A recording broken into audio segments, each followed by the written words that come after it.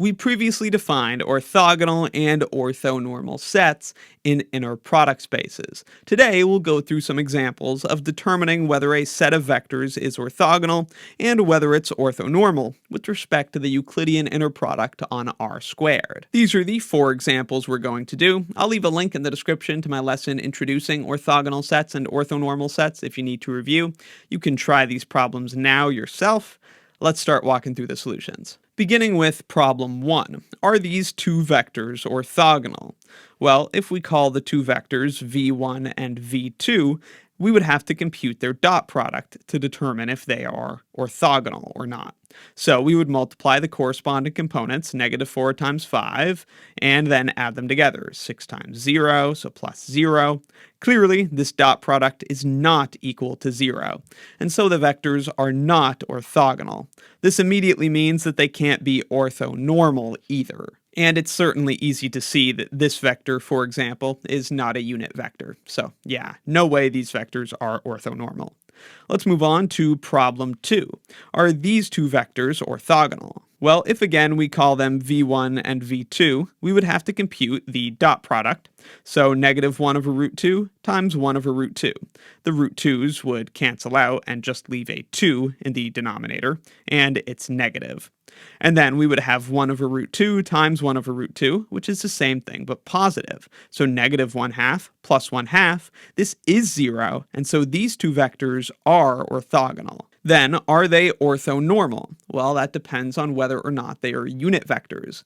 If we consider the norm of this first vector, that would be the square root of the sum of the squares of the components. The square of this component is positive 1 over 2, since when we square it, the negative and the square root both go away.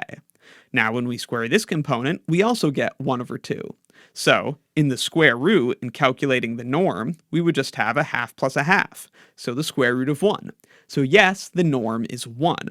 Now, this other vector has the exact same norm, since the only difference is negative, which doesn't matter since we're squaring stuff. So both of these vectors are unit vectors. Since they are orthogonal unit vectors, yes, they are orthonormal. What about these two vectors for number 3? Well, if we call them v1 and v2, yeah, they're trivially orthogonal, since this vector is the 0 vector, which is orthogonal to every vector. So they are orthogonal. But remember, just because we have an orthogonal set of two vectors doesn't mean that this is a basis for R squared, because one of these vectors is the 0 vector, so these are not considered linearly independent. It certainly doesn't form a basis for R squared. So the vectors are orthogonal. Are they orthonormal? Well, trivially, we say no, because that's a 0 vector. It's not a unit vector. Its magnitude is 0. Last example, number 4, are these two vectors orthogonal? Well, we'd have to multiply and add their corresponding components to figure that out, so let's do that dot product. We have 3/5 times -4/5, which is -12 over 25. And then 4/5 times -3/5, which again is -12 over 25. Those two terms certainly do not cancel out to 0, so the dot product is not 0, and so the vectors are not orthogonal.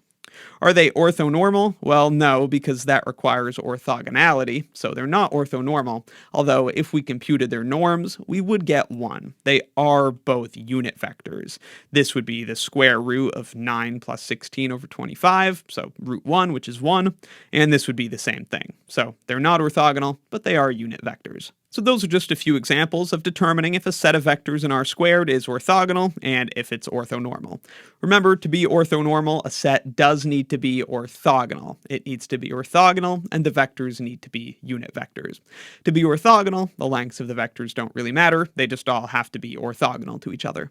Let me know in the comments if you have any questions, and be sure to check out my linear algebra course and linear algebra exercises playlists in the description for more.